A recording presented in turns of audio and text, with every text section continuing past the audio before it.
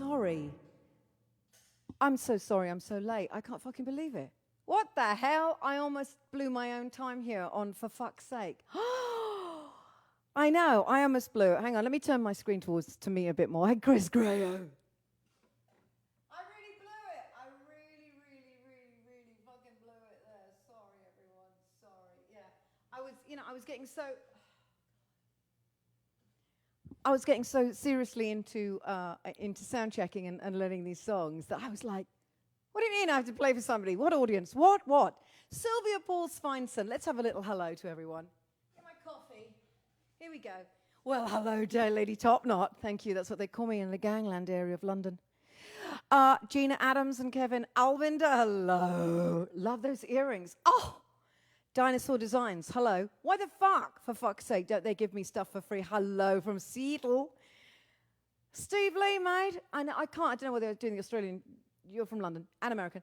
Kevin, Rhino, there I am. I'm sorry, everybody. I had a little bit of a technical problem, but I got past it really well without crying, screaming, smashing any furniture, hurting anyone. That's the main thing. Harry is in one piece. Yes, here we go. Hello. Hey, Judith, Rhino, top fan. Susan Butterfield is watching. Who else? Bring them on. Tony. Miss Fashionista, look at me. I'm finally in one of my fantastic caftans because it's so fucking hot down here in New Orleans right now, as you can see. Frank from Germany. David Epstein, there you are. Good afternoon. Hello. Michael Paz. For fuck's sake, Michael. Susan Butterfield again. Cheers. There she is. Cheers, she says. Sue Flood. Sue Flood and I are about to start a very exciting project. Let me just say that it involves music and photos. Yeah. What do we think? What gets you more than anything in this world? Beautiful animals, beautiful things, and music. That's all I'm saying. We only spoke about it today. I'm maybe a little bit overexcited. Has anybody else started looking at puppy porn as much as me and my dear friend Julia Fordham has? We just spoke about this, really. It's actually why I'm late. The other day, when the debate, the shit show happened, there's another one tonight. At least it's Kamala and the creationist bloke. So at least I don't expect to have to lie down with puppy porn in order to be able to get through it. I don't think so. Hey, you never know, do you? But still, love the outfit too, Kevin. I can see you in this. I can't. Pedro Segundo, I can see you all wearing this. Come on. Especially the men.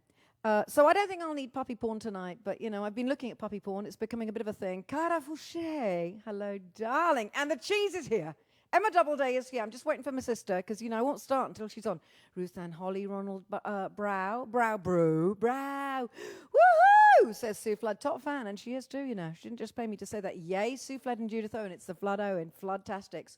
Laura Thurton, as long as Harry can enjoy the carnage. Actually, he should be doing the voice, shouldn't he? Yeah, he can do a great, let me tell you. Oh, 9 5-week-old puppies, you see. I'm sorry, it's what gets us the fuck through. There's Peter O'Toole from Liverpool. Go, Kamala. Mark, yeah, making love and watching. A little bit more information than I needed, quite frankly. Feel a little ill. Dan Zimmerman is watching, not really, but you understand what I mean. I could wear it, and I would wear it. Yes, you should wear it. Tracy A. Bryson is watching. I think yeah. I'm always in, yeah, I know you're always in. Can you imagine this in Katz's Deli? Shit. A bit of bologna hanging off the front of you. Maybe not. The Zoomer is here. So here we go. Some kind of comfort. Part 2. Now, for those of you, oh, darling, I didn't see you, Sue, my darling sister. Everyone, it's going to be okay. We can start. And we're almost at 60. Keep it coming, people. Keep it fucking coming. Regensburg, Bavaria. That's Bavaria. I love you in Bavaria. You know I do. Tracy Bryson, hey, Ms. J. Helen Evans is watching too.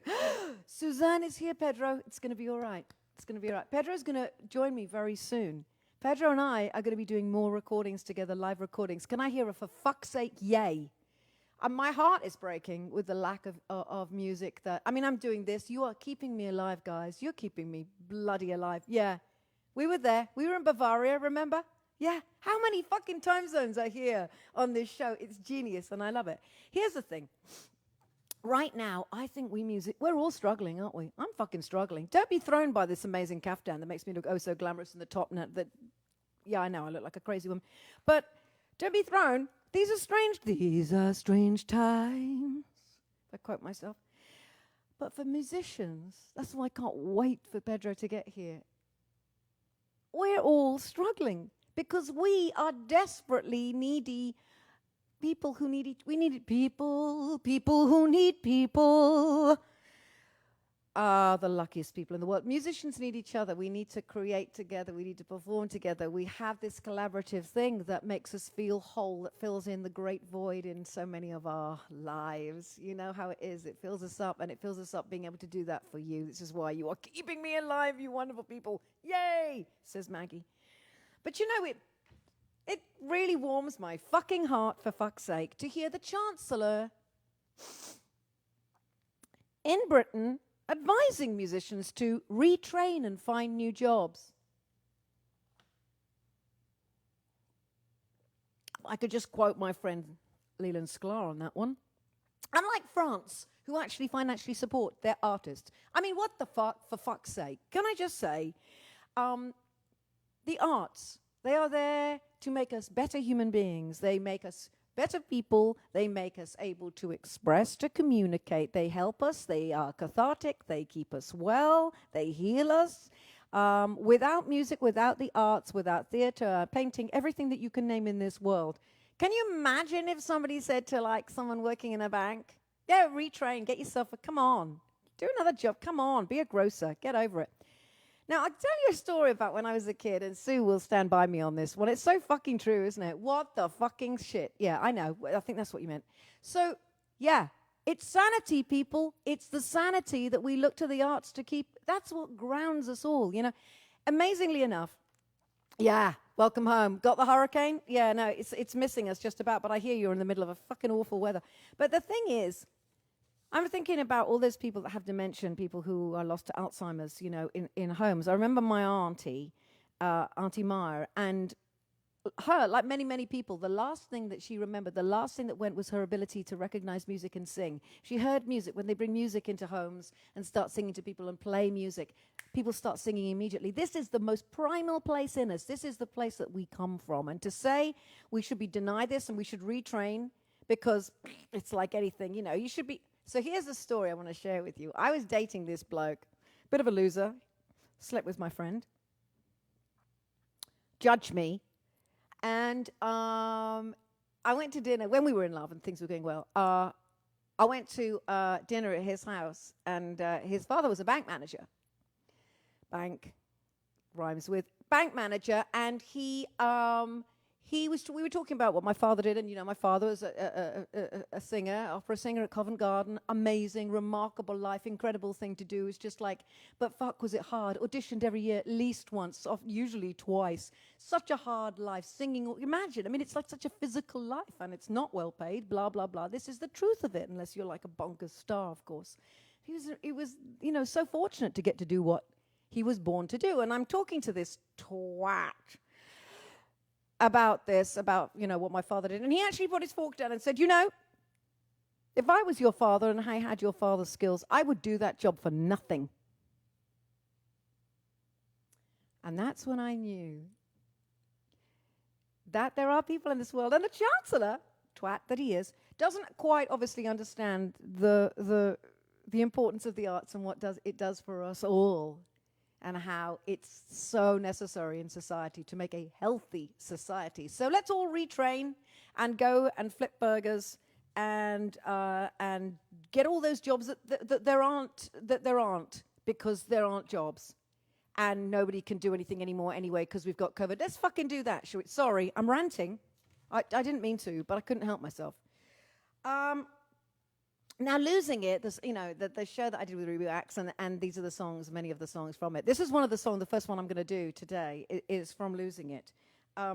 It's so ironic that the meaning with what we're going through right now has changed so much, because at that time, what I was talking about was how, in the depths of my despair and depression, I would hide away, I would keep everything secret, I would keep myself away so you couldn't see what an ugly, awful person I was. That's how it is. That's the shame that goes with it. We know that. Today, I'd give my stem cells to be able to get on a plane and fucking fly anywhere to see people, to go and sing, to do anything, to see my beloved sister. I mean, honestly, the problem now is not is not hiding from the world. It's please, please, please, can I get back in the world? And I think we all feel this, don't we?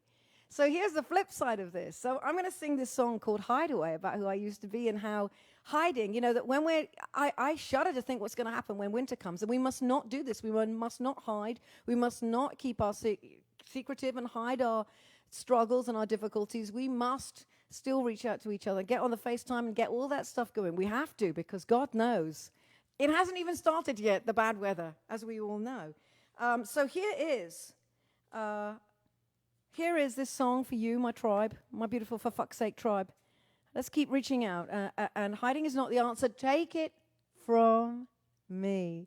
This is Hide Away. All right. Here we go.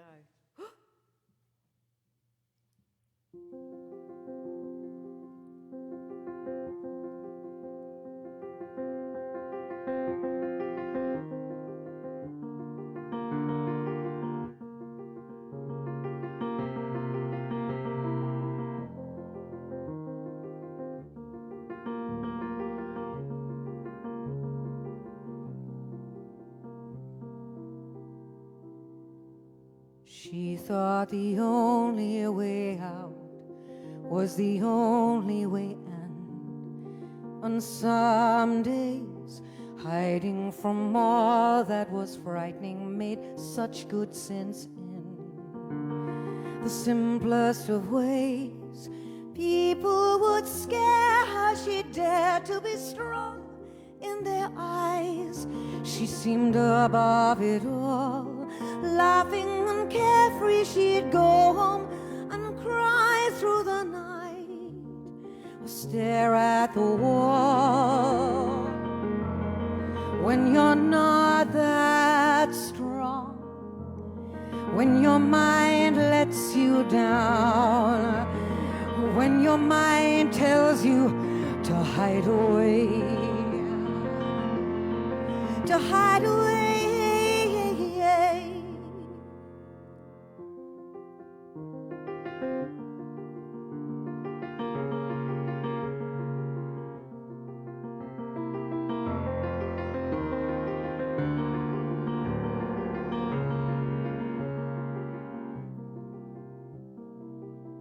So many stories of people who walk from this world, not heard of again. Strangers to neighbors who'd say they were always such fun, never once to complain. When your wiring's wrong, when your fears tell you to hide away, to hide away.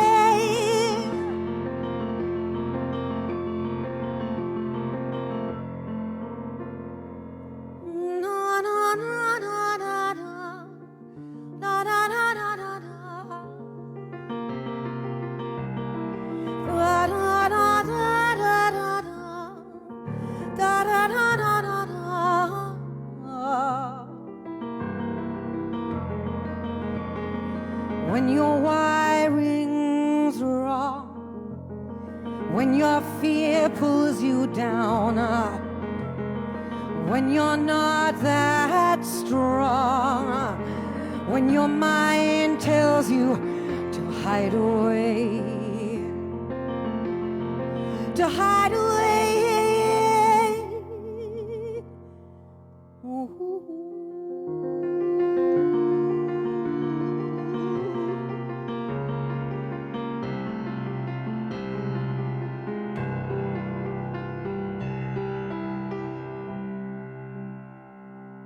Hide away.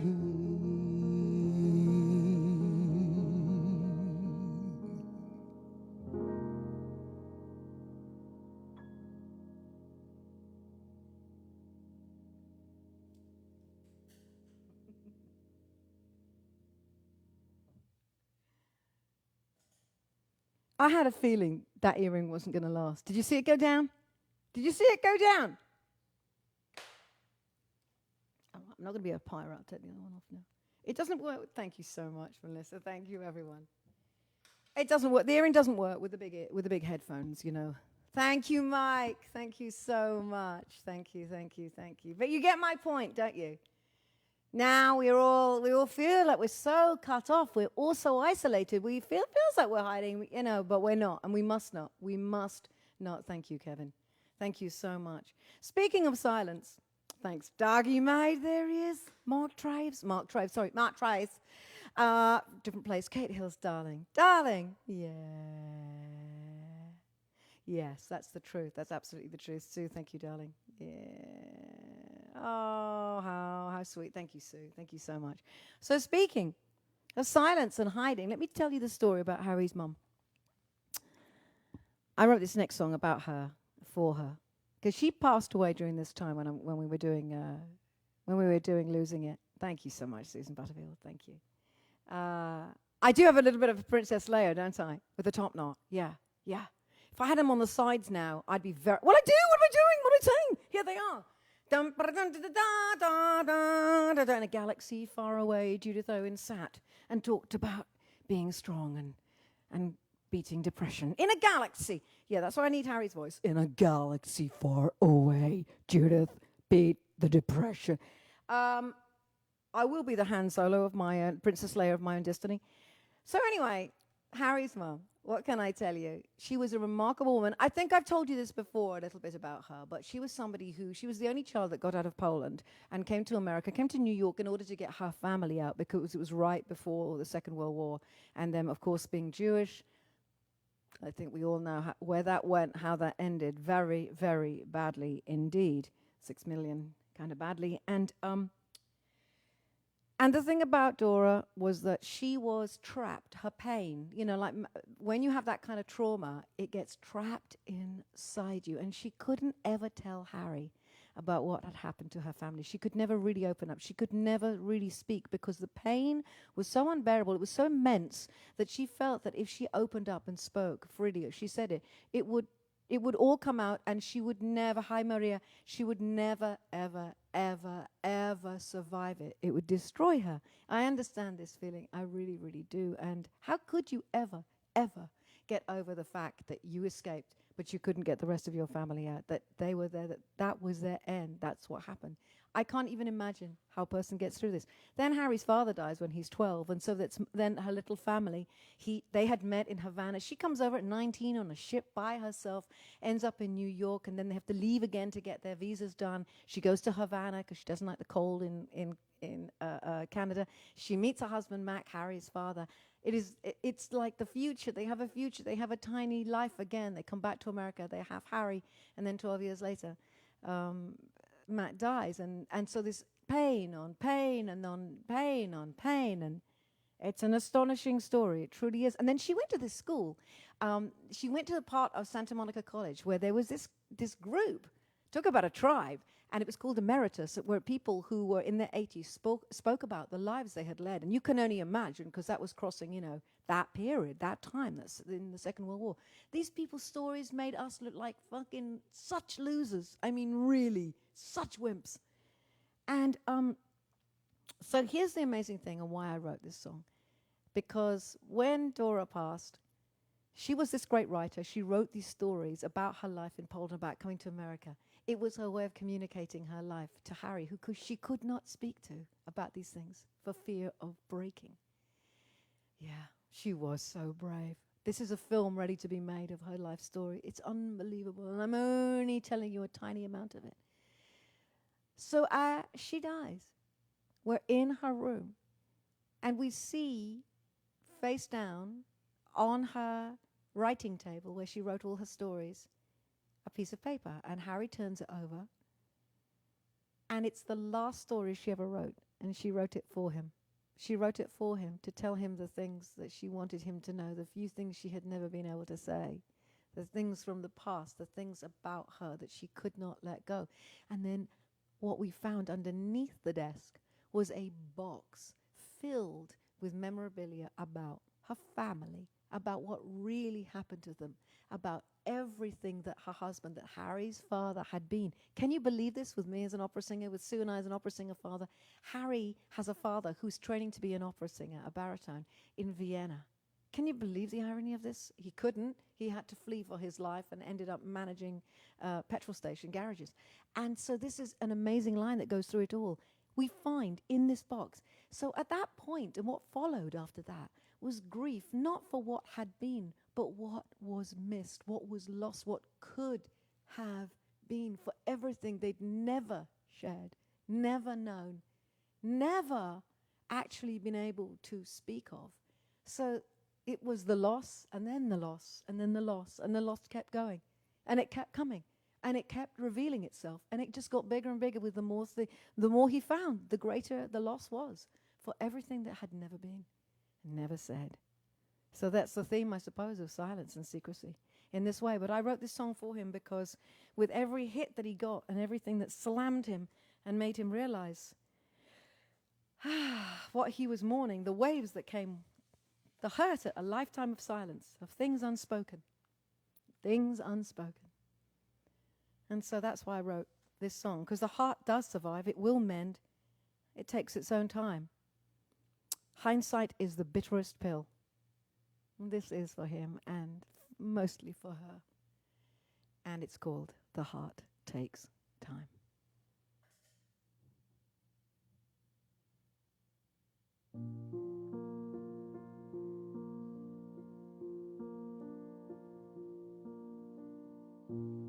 When the memories fill you, when the darkness finds you, may I please remind you that the heart takes time. Days will pass unbroken.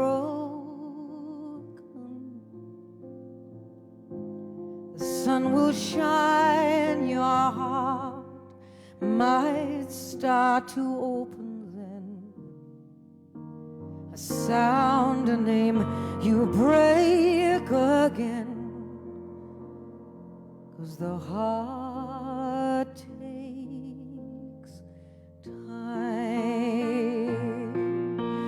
And who can believe those tears that come unseen like waves in the night when you least expect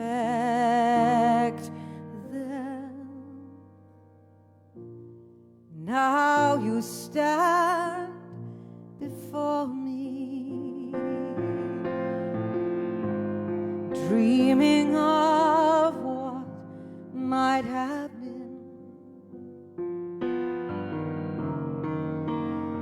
Hindsight is the cruelest friend, a bitter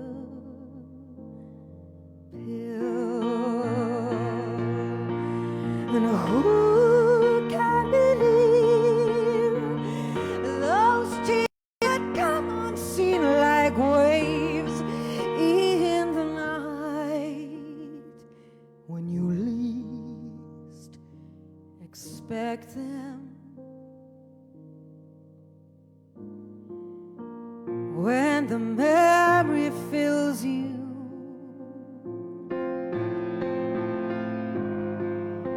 when the darkness fights you, may I still remind you that the heart takes time.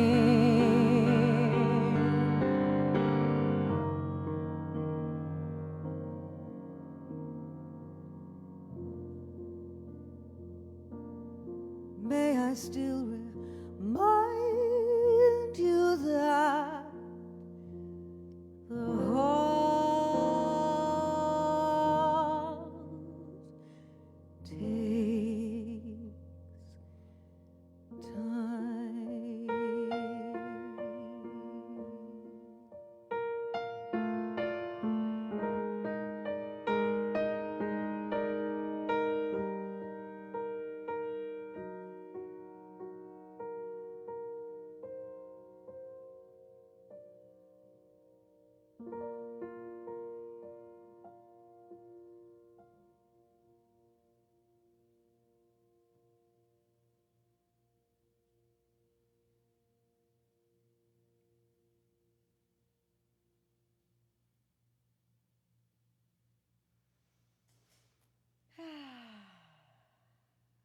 Oh, there we are. There we are, my friends. So, yes, I can't say it any clearer than that. Any clearer than that. Thank you so much. Thank you. Thank you. It just is how it is, you know, when you're in that place where I think everybody who's lost someone, everyone who's lost someone in life, or even who's lost love, excuse me, everyone who has lost someone knows how that feeling is when you just wish you could tell them something, or that you wish you had had a chance to share something that means so much to you now that you know you would have loved to have said. And of course, that's it. That's really, really it. And I think in this case, it's just, thank you so much. Thank you. I think it's so much more pertinent and poignant for someone like Harry and his mother in that case where it's a person who literally cannot say what they feel and how they feel and can only do it after the fact. I mean, that's the greatest loss. But what a fabulous woman. What a remarkable life. It's truly a film in waiting. It's an incredible story, truly. So that's The Heart Takes Time. Now, finally, we get to our final. We're running a little late, but I think that's fine. I don't think you mind. I think that's all okay. Oh, I threw something away. Hang on a second. You know, the thing that I love, really, you know, I spoke about, before about sympathy and songs like that, and that was again about her, about that fact that she held so much inside and was so full of self-loathing, something I really related to and understand completely, but she kept it all so much inside. And one of the things that's great about not being silent anymore and being a shame-free woman, how about that? That's something that America has given me already, or maybe just the fact that it's like, what I've realized is the more honest you are and the more you talk about these things and the more you share with people, as opposed to thinking that they're going to go, oh, fuck, run for the hills, oh, dear. In fact, what they usually say, I've found, is, yeah, me too, actually, yeah. Yeah, I found, yeah, yes. So, so really, it's an incredible thing when the relief you feel, do you agree with me, when you stop pretending? Yeah, there you go. Yes. The more we understand those, the more we can understand ourselves. Absolutely.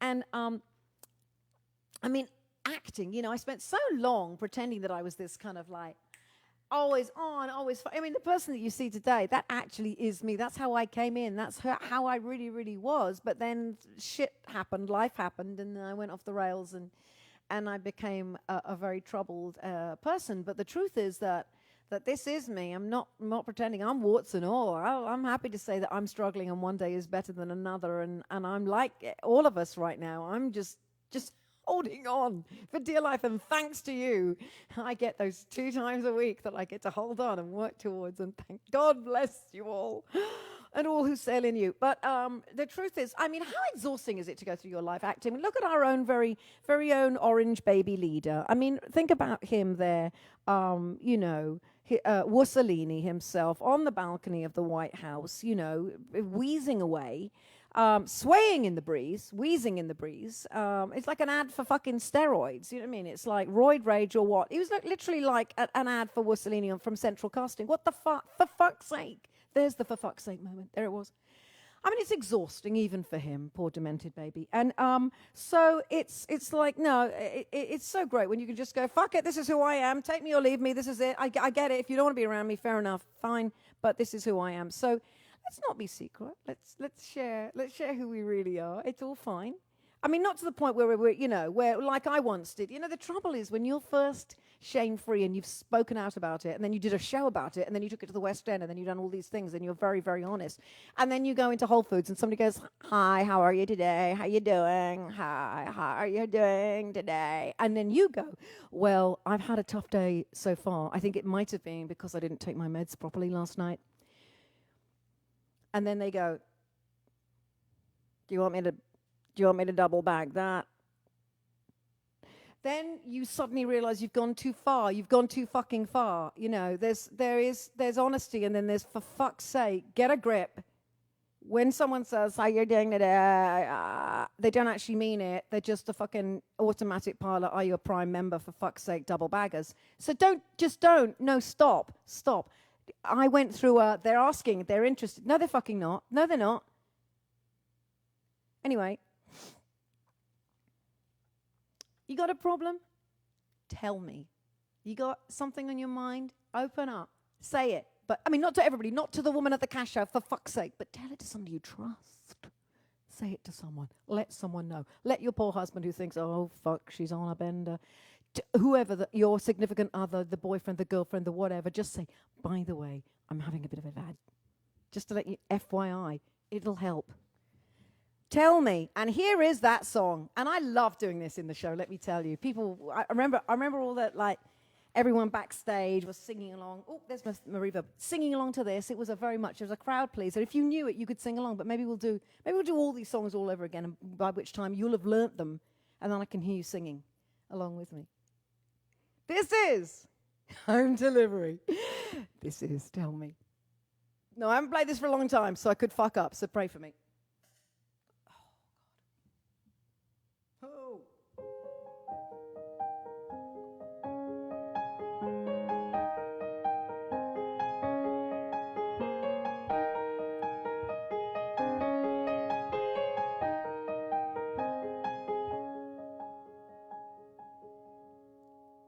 What do you do when your God can't help you? Where do you go when you just can't help yourself? What do you do when your friends don't call you? Scared if they look too close, they'll see themselves. And themselves.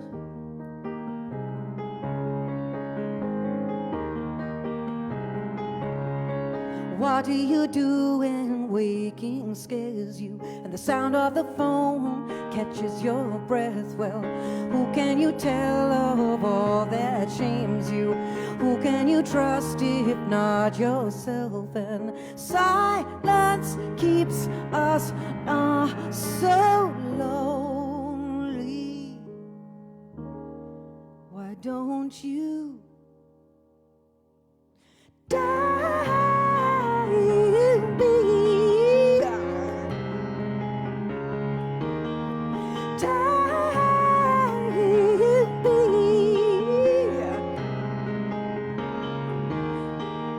Just tell me.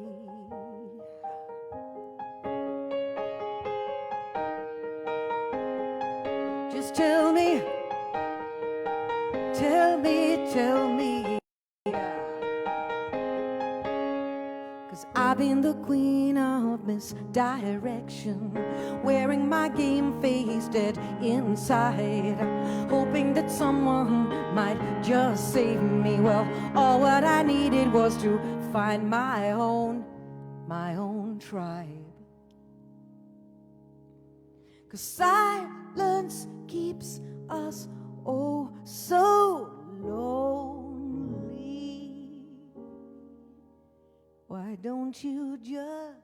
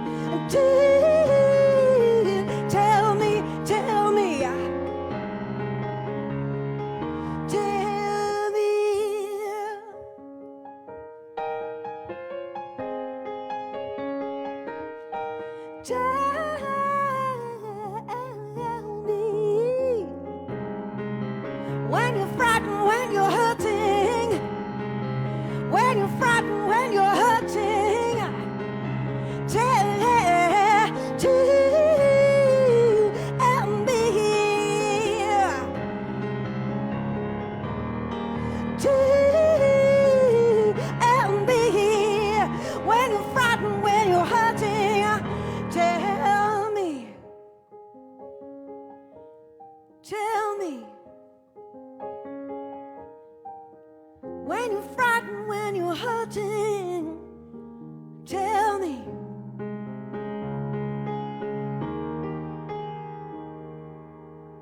All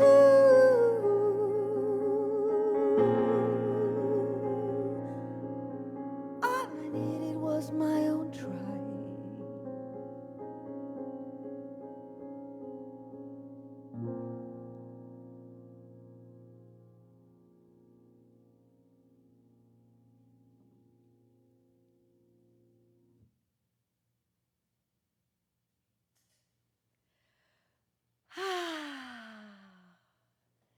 want to leave you on a high. I want to leave you on a, woo, yeah. I want to leave you on an up. I wouldn't leave you down. Why would I? Yeah. So tell someone. Tell someone. And you'll feel better for it. And even if it is just a dog, and boy, you know, it's not just a dog, it's a fucking dog. Tell them. Tell whoever needs to be told. But tell. Share it. I encourage it, and I thank you so much for letting me regurgitate and just expose my life and my inners on you all. But I have a sneaking feeling that you know exactly what I'm talking about, and you share in it too. So that being said, I have got a very exciting piece of information, apart from the fact that there'll be another video coming out this week with the fabulous Lilian Sklar and Pedro Segundo. Which one, I wonder? Let's see what happens at tonight's debate. And see how quickly I can write that song. Hurrah for puppy porn. But until then, let me tell you, I have come up with the most wonderful idea. Can I hear for fuck's sake about this idea? In time for Christmas, the For Fuck's Sake t-shirt.